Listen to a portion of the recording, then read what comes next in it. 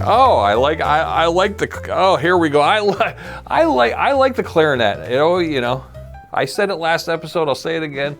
Something about the clarinet that's just relaxing and playful. It's a relaxing, playful instrument. It makes me want to keep my voice down. I don't want to scream over but if it was a saxophone or something like that, or a guitar, I'd be like, yeah. But a saxophone, you go.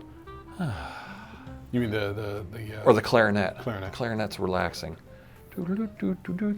All right, here we go. Today, welcome. Well, you want to do the intro, or I can do it. Mike Anderson, that's him. I'm Aaron Forsyth. You're at the Flicketty Review Cast. And we're here to talk about movies a little bit. That's what we do here at the Flicketty Review. So let's get right into it. So this week, we are talking about a movie that neither of us have seen before. It's fairly recent. I think it came out this year or last year. You're right, fairly recent. Let's get right into it.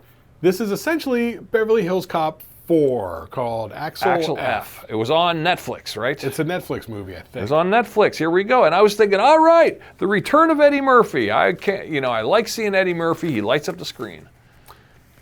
Okay, first off, Eddie Murphy looks great. Yeah, for his age, for sure. He looks great. He looks amazing. He looks like he hardly even aged. All I could think They even joke about it in the show, in the movie. All I could think was that phrase, black don't crack. He looks great. He does.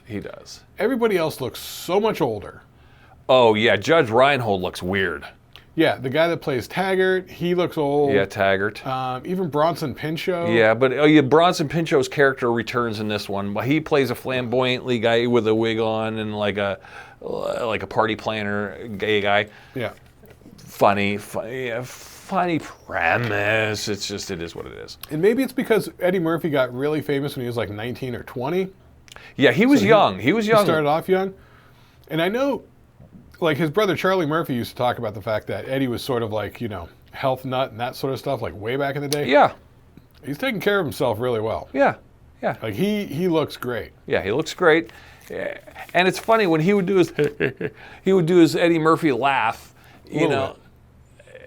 as Axel Foley, as playing Axel Foley. Great. It was nice seeing him again in that role, I feel like Axel Foley, other than being a cop who... Well, before we even get into Axel Foley, Eddie Murphy he's like a star. He is. And you forget how magnifying he is. He just lights it up on the screen. Like the first scene, when he's in the first scene, you go, hey, there he is. And it's like an old warm hug, It's like, he is great. I love seeing him. It fits, yeah. He's magnetic on screen. You just want to watch him. He knows what to do. He knows how to play stuff. He knows how to... He never sounds reedy. He always seems like he's kind of playing an exaggerated version of himself, but he never seems reedy or scripty. He's just always in the moment. You could tell he does his homework. He's a great actor. I'm sorry, he's one of the greats. Yeah. Yeah. When he's doing something that he, feels like he's into or whatever. Yeah. Because I like some of the really weird Eddie Murphy movies. Are you talking like the Crumps and the fucking... No. The weird ones. Like Showtime. Oh, like... with him and Robert De Niro. I love that movie. That movie's hysterical. Wow, yeah. Where, Robert De Niro is like an actor hanging out with the real cop so he can learn how to be more like a cop for a role. Eddie Murphy's an actual cop who wants to be an actor. Yeah. And in the old 80s, now Axel Foley as a character, we'll get into that. He's a cop.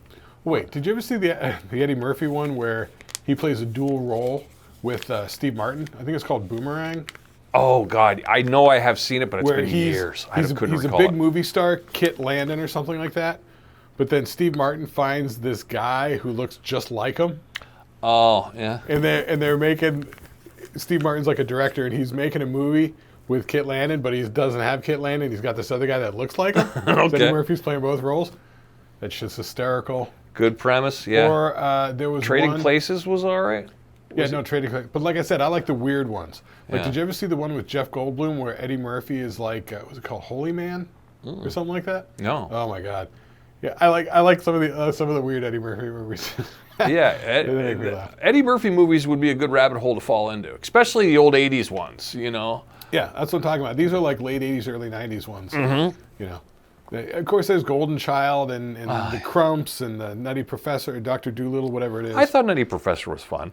I'm not sure I ever saw it. It was a little childish, but once again, he's good. He's great. He lights it up. I mean, of course, coming into America, he's fantastic. Yeah. So, yeah, Eddie Murphy, I cannot speak highly enough of him. He's the greatest. And let's not even mention his comedy. I'm just talking his acting chops. I'm just talking Eddie Murphy as the actor in movies. I'm not talking comedy. Him on screen. Yeah. Yeah, just him on screen. It's just, you want to watch. He just draws you in. Yeah. But let's get into Axel Foley. Now, the Axel Foley character, Axel F., well, we're reminded from the very first scene of the very first movie, the entire first movie. Well, everything, that whole intro scene is just a callback. They're using the songs. Yeah, but he's in Detroit right now. But it doesn't matter. The first movie started where he's in Detroit. And there's a truck chase. He busts these guys selling illegally non-stamped cigarettes out of the back of a box truck. And he has the scene where he's hanging out the back door of the truck as it's careening through the streets of Detroit. This one, he gets into a snowplow. Yeah. And they're careening through the streets. After a Red Wings game. It all feels very much calling back to... Right. You know, even more calling back, laughably, to the point of like, her and I looked at each other and go, are they fucking with us? They played every 80... There's 3 Glenn Frey songs in the first 15 minutes. Then you're hearing... With Smuggler's Blues. Yeah. There's Shakedown. Shakedown, yes, Shakedown. Then there's another thing, and then you're hearing the Axel F. Do do do do do do do. You know, through the whole movie, that was the score. It wouldn't stop. It would not stop. That was the score. Yes. So when they'd play a little poignant thing, it was like, do do do do. Yeah. You know, it's like, okay, all right, guys. They could. I know. It was to the point. We're gonna get demonetized for the melody. Maybe not. I don't. Yeah. Did we play less notes? I don't know. If I sing it, we'll be fine because I'm not hitting the right, not hitting the right pitches. Yeah. Let's not do the Close Encounters. Yeah, we'll get demonetized. Yeah, that's true. But yeah, the girlfriend, she tuned out after the first 20 minutes. She was like, I can't take this. I couldn't take it either. It was the first opening scene was explosive, over the top. I was like, man, they are kicking the budget on this one. But it was annoying. The scoring was done horrible. Then the acting was starting to take a nosedive. But he's working. He's doing it. He's working it. So here he goes. He's the cop who's retired. And of course, he wrangles some young kid into going, well, see, you just solved this crime, you know. And, well, here comes these Detroit gangsters. He's not retired. He was kicked off the case. Oh yeah, for not following the rules. Yeah. Typical 80s trope. But we'll overlook that one because there's so many more to overlook. Yeah.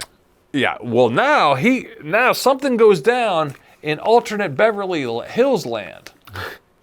You know. So thematically, I think there was a lot going on here that tied into Happy Gilmore 2.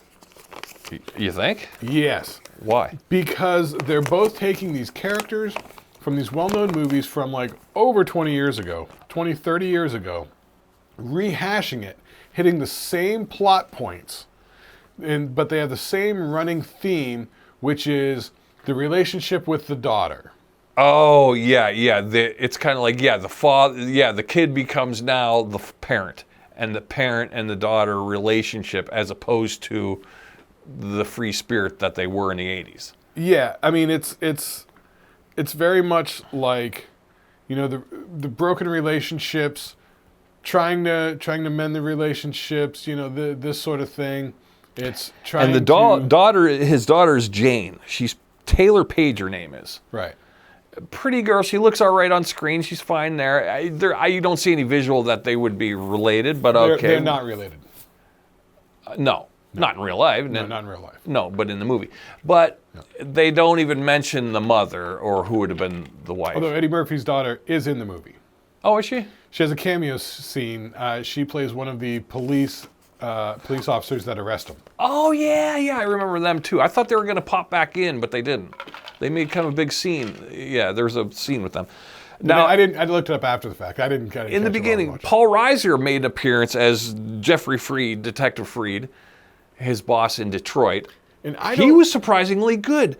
You forget he's always solid in those roles. He's a solid actor. Yeah, don't sleep on Paul Reiser as, not being able to act because we all knew him from sitcoms. He can act. No. He knows his shit. We knew him from Burke and Aliens. Oh, I knew him from Stranger Things too. He was pretty all right.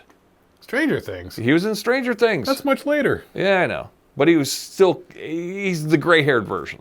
I knew him from Stand Up, and then he turned up in Aliens as Burke, and he was dope as Burke. Okay. And then he did Mad About You. Yeah, the Mad About You, yeah. And Stand Up. Yeah. Paul Reiser was good. Now, that's about where I'm going to go. Eddie Murphy was really good. Paul Reiser was good. You get an appearance by Judge Reinhold as Detective Billy. Paul Reiser's always good. Billy Rosewood. I'm sorry. I hate to bash Judge Reinhold because he used to be so good as a kid. As an adult actor, he needs some help. As a kid. He wasn't a kid actor. Well, I mean, in Fast Times, he's probably 19, right? Was he? I don't know. Yeah, I don't know. He always kind of looked older than he was. He did, yeah. But, Judge Reinhold needs acting lessons. Everybody. Now, I couldn't figure out, like, the girl playing Jane, Taylor Page, did she need acting lessons? I don't know. John Taggart, John Astin as John Taggart. He returns too. Yeah. He's very reedy. He is. Now I'm starting to, as you see this unfold, it's plot after plot, trope after trope after trope. Here's the gangsters, they plant a seed. Here's the bad cop played by Kevin Bacon. Kevin Bacon, a terrible Kevin Bacon.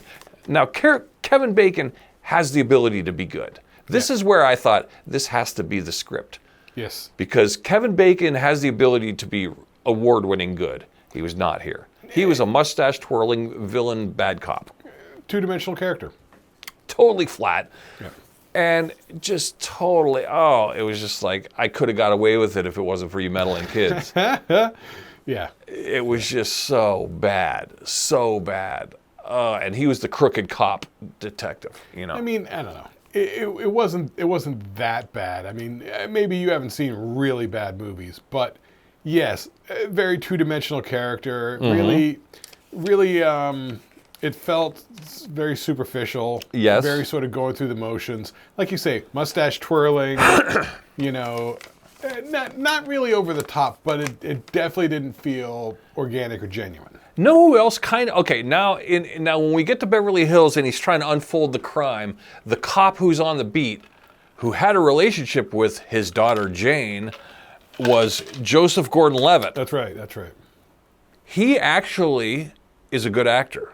Oh yeah, he broke through this bad script, and you could tell he was kind of he like Eddie Murphy. Now you get to see, here's where the good actors can make a shit script believable. He was pretty good.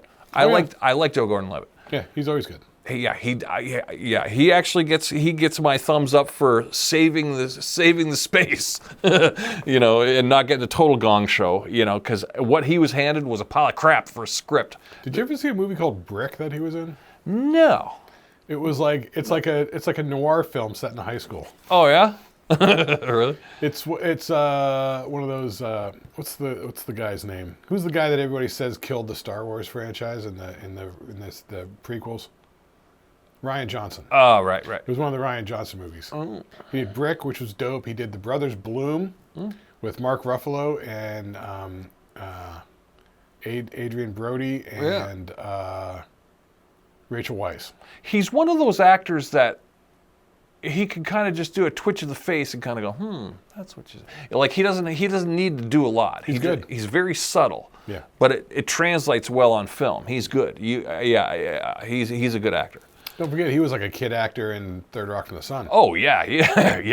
In which he was playing a character who was the oldest member of the family, of the aliens. Yeah.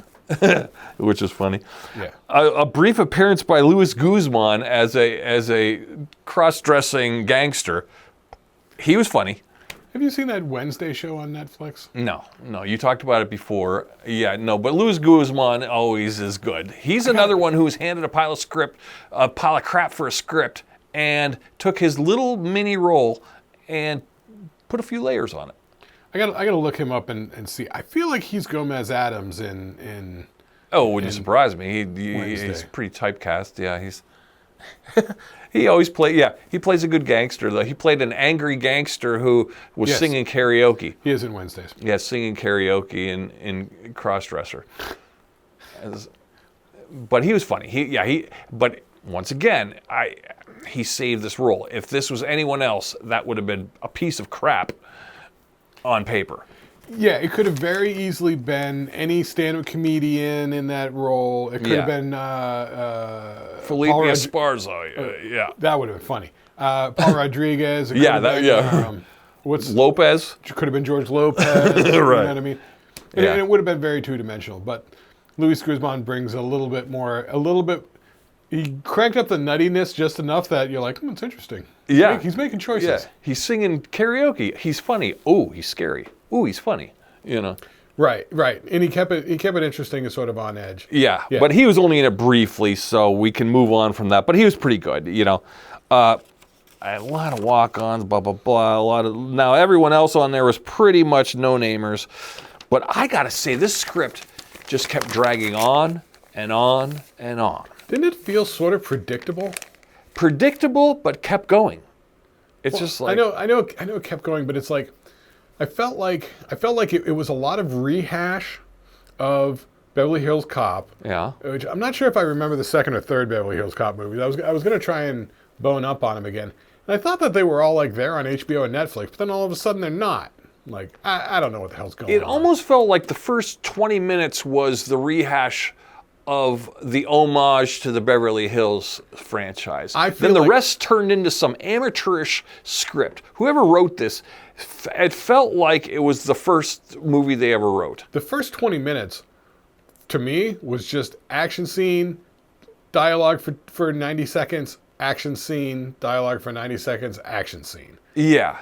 They would do the 80s kind of Beverly Hills Cop, like he's hanging out the car's dragging him along the thing, and then he sees the lady walking a Chihuahua, and she goes, "Oh, no, you didn't." And then he goes, "Excuse me, lady." You know, and he throws some Axel F quip out as, you know. Right. And okay, that's homage to the original. I get it. But that's the only thing that was kind of gluing it together. But the thing was, the original movie, they were all sort of so young, and that's kind of what they were playing into, right?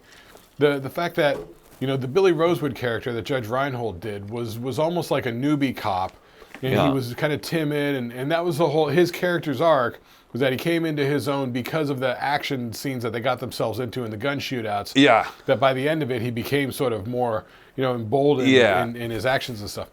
But so it's like they're trying to reconnect to where the characters were from the first Beverly Hills Cop, but they were all so young that trying to do it now when they're all so much older feels really disjointed. Really disjointed. Yeah. Very disjointed. Yes. And that's sort of like the sort of thing that I felt with the Happy Gilmore as well. Yes. Or the Happy Gilmore 2, I should say. You know. But my problem with Happy Gilmore wasn't so much that. It was just Happy Gilmore was funny in Happy Gilmore. He wasn't funny. Everyone else was funny in the Rehab in part 2. Good point. Happy himself, Adam Sandler was not funny in Happy Gilmore 2. No, he was not. Which was kind of strange to me. He let everyone else be funny, which was nice, but half the fun is him going crazy. Because me and the girlfriend actually rewatched the original Happy Gilmore before watching the Happy Gilmore 2. Yeah. And the whole thing was that he's this wacky guy in this very staid and you know, normal world of golf with the rules and the traditions. And then he's in there like shaking it all up. Nowadays, golf is so much more opened up that watching Happy Gilmore, it's almost like, I don't see why they would have a problem with any of this. Right. You know? But now as an allegory to Axel Foley now, in this movie at least, gets all the plumb, goofy jokes. And Eddie Murphy can deliver them good. He delivers them the same way he did in 1985. He does, although it sort of comes off a little bit hollow because he's not, you know, 22 or 24 years old. But he's doing his best to, like I said, you could tell the better actors are falling into their old roles, these roles in this new movie, because they're good actors. But you could tell underneath it, they're holding a piece of shit for a script, and they're doing their best to save this thing. Yeah, like I said, the script to me felt very sort of predictable, heavy reliance on action set pieces. Yes. And the whole plotting It was shot okay. Like, so yeah. the cinematography and whoever's doing that angle, pretty good. Yeah. I mean, look good. The action scenes are well done and everything, but they just feel like they're too overblown. It's hanging the hat too much on the action scene. Yeah, almost like they had too much budget, maybe? Yeah. Was that a thing? Not that they had too much budget, but that they were really using the action scenes as these big tentpole pieces. Yes. You know? It was kind of like, did you know that the original Beverly Hills Cop was intended for Sylvester Stallone? No. But he didn't like how lighthearted and comedic it was. He wanted it to be a darker character, so he went and made his own version of it called Cobra. Cobra stinks.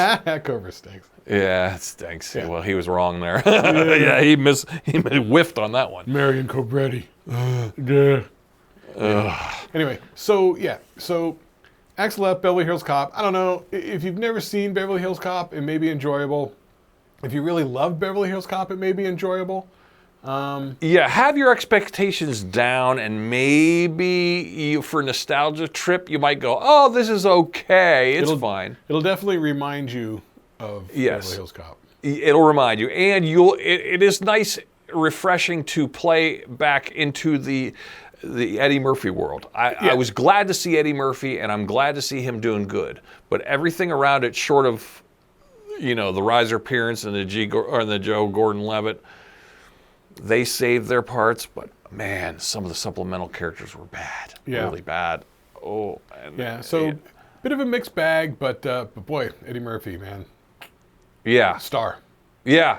So, I want more Eddie Murphy. This just made me want more Eddie Murphy, but I think we can be done with the Beverly Hills Cop franchise. Although I bet it's hard for him to find things that really interest him, these days. Yeah. This obviously was a payday, a lot of money thrown at it. It's got to be. Yeah. So, okay. So, yes, thumbs up to Eddie Murphy.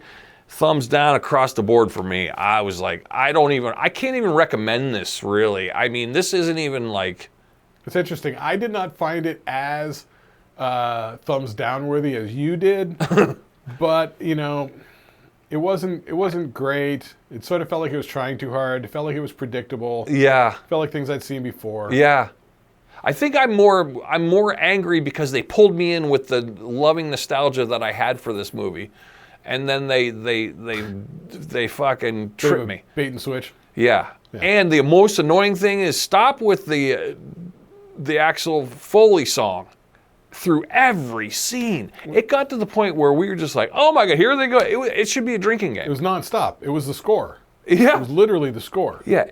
Except for the songs they bought in the beginning. In the beginning, yeah. that they all crammed into the first 15 minutes. And then it was the Axel Foley theme through the rest of it. Yeah. Through the last whole hour and a half, 2 hours. I mean, it was like one of those songs was the song from the original Chase from Beverly Hills Cop. The other one was the song from the Chase in Beverly Hills Cop 2, Yeah. It's just all callbacks. Oh, God. Glenn Fry's estate got paid. yeah, Glenn Fry got a payday, yeah. And who wrote the original Axel F thing? They got a payday. Harold Faltermeyer. Really? Okay, I was thinking it was like a Herbie Hancock thing. No. Harold Faltermeyer. It felt very Herbie Hancock, but poor Herbie Hancock didn't get. Well, this Faltermeyer estate is getting it. So Axel F, I believe, is the official name of the movie. It's available on Netflix. It's a Netflix movie, so try it out.